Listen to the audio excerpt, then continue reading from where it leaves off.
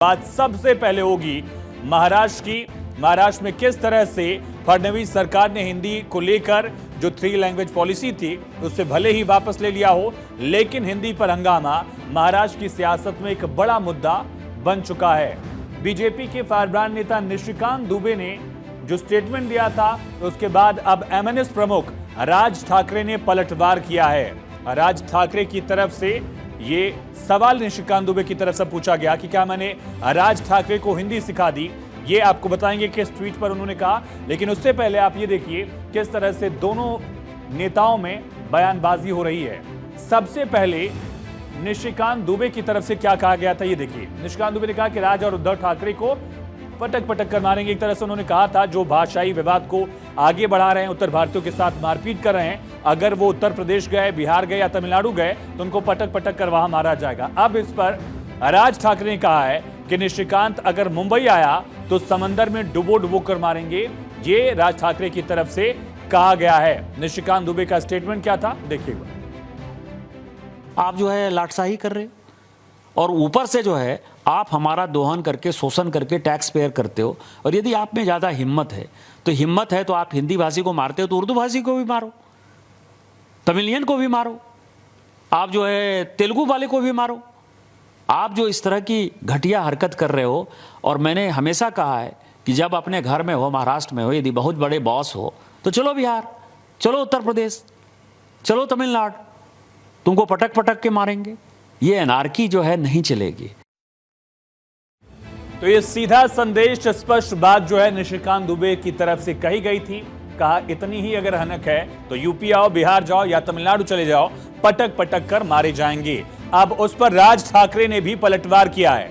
वैसे तो राज ठाकरे महाराष्ट्र में मराठी भाषा के हिमायती हैं। उनके कार्यकर्ता समर्थक जहां हिंदी लिखा होता है बोर्ड पर उसे तोड़वा देते हैं, बोर्ड को तोड़ देते हैं। जो हिंदी बोलता है उससे मारपीट करके जबरदस्ती मराठी भाषा बुलवाई जाती है। गरीबों को, मजदूरों को, खास करके जो लोअर वर्किंग क्लास है उसके साथ इनके कार्यकर्ता गुंडई करते हैं मराठी भाषा बोलने के लिए।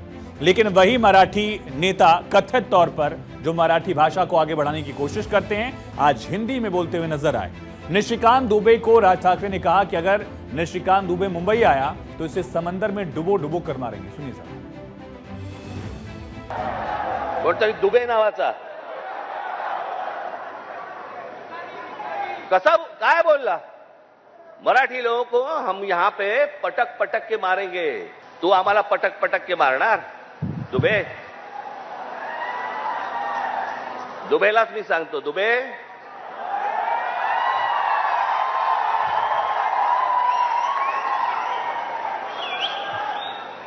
तुम मुंबई में आ जाओ,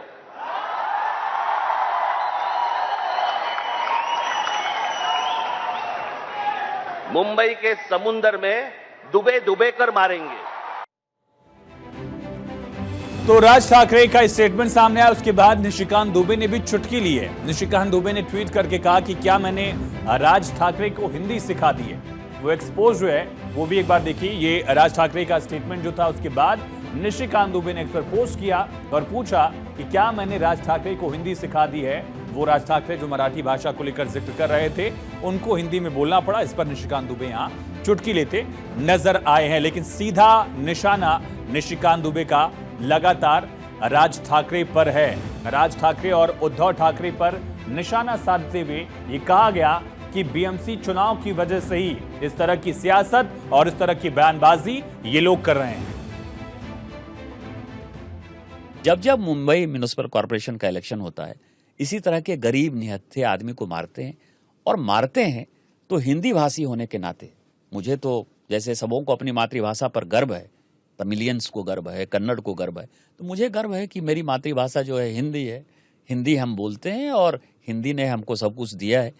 तो जहां कहीं भी हिंदी के ऊपर अटैक नजर आएगा, जो लोग करेंगे, राज ठाकरे और उद्धव ठाकरे कोई बड़े लाट साहब नहीं है। मैं फिर से दोहरा दे रहा हूं कि मैं सांसद हूं, कानून अपने हाथ में नहीं लेता, लेकिन जब कभी भी ये बाहर जाएंगे तो वहां की पब्लिक जो है, जिस किसी भी राज्य में जाएंगे, पटक पटक के मारेंगे इसको। तो निशिकांत दुबे ने अपनी बात को दोहराया कि अगर किसी और राज्य में जाएंगे तो उनको इन परिस्थितियों का सामना राज और उद्धव ठाकरे को करना होगा।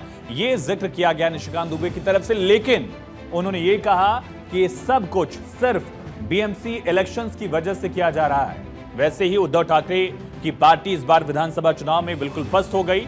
राज ठाकरे पिछले 2 दशक से अपनी पार्टी को उठाने की जो नाकाम कोशिश करते रहे उसमें वो कभी कामयाब भी नहीं हो पाए। लेकिन राज ठाकरे ने इसके बावजूद एक बार फिर से सियासी माहौल बनाने की कोशिश में मुख्यमंत्री को चुनौती दे डाली है। कहा महाराष्ट्र में हिंदी थोपने की कोई भी कोशिश बर्दाश्त नहीं की जाएगी। राज ठाकरे ने इसके अलावा एक और चैलेंज दिया।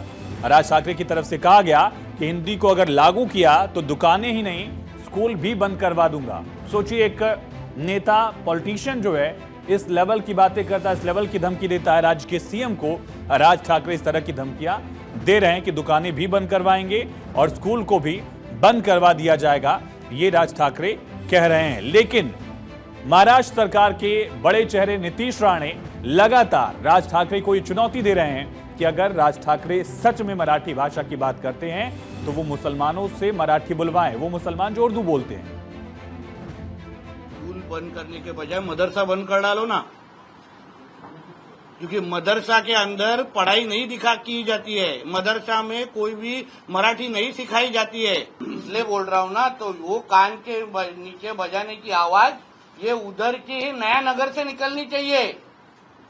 जो नया नगर में कोई भी मराठी बोलता नहीं है, वहाँ तो डॉक्टर बाबा साहेब अम्बेडकर जी का संविधान भी मानने वाले लोग नहीं, उनको शरिया कानून उधर लागू करना है, तो वहाँ कभी मराठी की शक्ति होगी? वहाँ क्यों कान के नीचे आवाज नहीं निकलेगी? और कल अगर उद्धव ठाकरे का विचार सोच का अगर महापौर इधर बैठ गया, वैसे ही मुंबई महापालिका का महापौर कल कोई अब्दुल या शेख बनेगा, तो यहाँ मुंबई के हिंदू सेफ होंगे क्या? अब सवाल ये हो सकता है कि आखिर भाषा विवाद का मुद्दा कहां से बना। दरअसल 3 लैंग्वेज पॉलिसी जो है सरकार लेकर आई, उसी से एक मुद्दा यहां पर निकालने की कोशिश की गई। 16 अप्रैल 2025 को महाराष्ट्र की सरकार ने 3 लैंग्वेज पॉलिसी जो है, फॉर्मूला जो है वो लागू किया। पहली से 5वीं क्लास के लिए तीसरी भाषा के तौर पर हिंदी भाषा को अनिवार्य किया गया था। इसी का विरोध हुआ। हालांकि सरकार ने अपना फैसला वापस ले लिया था, लेकिन सभी मराठी और अंग्रेजी मीडियम स्कूलों पर हिंदी लागू किया गया था 3rd लैंग्वेज की तौर पर, तीसरी भाषा के तौर पर। शिवसेना, उद्धव गुट, एनसीपी, एसपी और एमएनएस ने विरोध किया। विपक्ष की तरफ से विरोध किया गया। कांग्रेस ने मुखरता से विरोध नहीं किया, लेकिन बाकी दल जो है विपक्षी वो इसको लेकर मुखर रहे। इसके बाद फडणवीस सरकार की तरफ से 29 जून को 3 लैंग्वेज पॉलिसी जो है वो वापस ले लिया। लेकिन इसके बावजूद एक और दौर देखा जब इस पूरे मुद्दे पर सियासत गरमाई। अब सियासत गर्मा क्यों रही? क्योंकि बीएमसी चुनाव नजदीक है। बीएमसी चुनाव क्यों है हमें? क्योंकि बीएमसी का वार्षिक बजट 52,000 करोड़ रुपए से ज्यादा है। किसी छोटे मोटे राज्य के बजट से ज्यादा जो है अकेले बीएमसी का बजट है, और देश का सबसे बड़ा निकाय जो है वो बीएमसी है। कई राज्यों के बजट से ज्यादा इसका बजट है, पैसे ज्यादा हैं, संसाधन ज्यादा मिलेंगे। आप समझ सकते हैं कि इस पर पॉलिटिकल पार्टीज की नजर क्यों होती है। देश का सबसे अमीर नगर निगम है, लेकिन ठाकरे ब्रदर्स जो हैं वो इस बीएमसी चुनाव पर इतनी ताकत या इस लेवल की सियासत क्यों कर रहे हैं? उसका बड़ा कारण यह है क्योंकि पिछले 25 साल से शिवसेना बीएमसी पर राज कर रही है। शिवसेना का चुनावी चिन्ह जो है वो बट गया, वो चला गया दूसरे गुट के पास। ऐसे में विधानसभा चुनाव में उद्धव की पार्टी का, उद्धव के गुट का जब प्रदर्शन अच्छा नहीं रहा तो उनके पास बस एकमात्र गढ़ या किला जो है वो कह सकते हैं सिर्फ बीएमसी ही है। और उसी बीएमसी के जरिए उद्धव अपनी पार्टी की पुनर्स्थापना की कोशिश कर रहे हैं, इमेज बिल्डअप करने की कोशिश कर रहे हैं, क्योंकि मुंबई में मराठी आबादी करीब 40% है और मराठी अस्मिता का मुद्दा बनाकर उद्धव और राज एकजुटता की कोशिश कर रहे हैं, एक रीजनलिज्म को बढ़ाने की कोशिश कर रहे हैं। इसी के बाद 20 साल बाद वो दोनों भाई जो लगातार किसी मंच पर एक साथ नहीं दिखे थे, 20 साल बाद विक्ट्री को लेकर ये एक साथ आए। उन्होंने कहा कि हमने सरकार को मजबूर कर दिया, सरकार मजबूरन 3 लैंग्वेज पॉलिसी को वापस ले रही है। इसके बाद उन्होंने इस मंच को साझा किया था जहां उद्धव और राज ठाकरे एक साथ दिखे थे। इसे अब बीएमसी चुनाव से जोड़ा जा रहा है।